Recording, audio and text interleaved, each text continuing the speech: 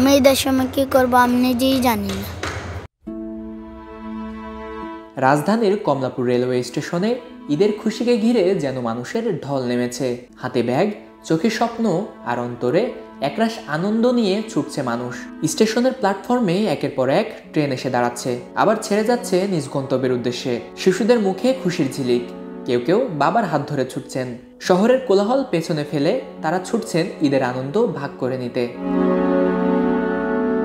কিন্তু এসব রঙিন চিত্রপটের এক কোনায় ঠিক স্টেশনের এক নীরব প্রান্তে চোখ পড়ে একেবারে ভিন্ন এক দৃশ্য, যেখানে বসে আছে একদল শিশু, ফাটা জামা গায়ে, চোখে মুখে ক্লান্তি আর অপূর্ণতার ছাপ।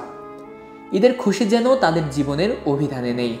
যেখানে দুই বেলা খাবারের নিশ্চয়তা নেই, সেখানে ঈদের আনন্দ বা নতুন পোশাক কেবল বিলাসিতা মাত্র। মানছে 10 টাকা 20 টাকা দেয়, তাই দিয়ে আমি ভাত খাই। কোনো দিন খাইতে পারি না, কেউ দেয় না। বাবা মার কথা মনে হয়। কারো জন্মই হয়েছে এই স্টেশন চত্বরে, কেউ বা পরিবারের দারিদ্রতার কারণে ঠাঁই নিয়েছে রাস্তায়, স্টেশনের এক কোণে। আমার তো বাড়ি যেতে মন চায়, আমার তো বাবা মা আমার ফেলে চলে গেছে।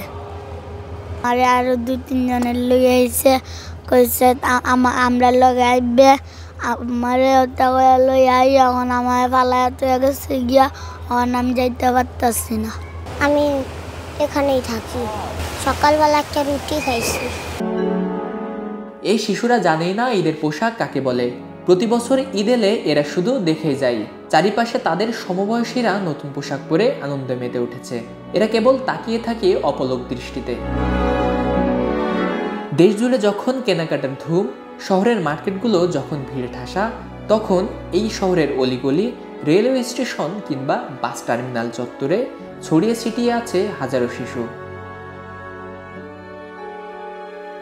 এই সমাজের দুই প্রান্ত যেন একে অন্যের ঠিক বিপরীত।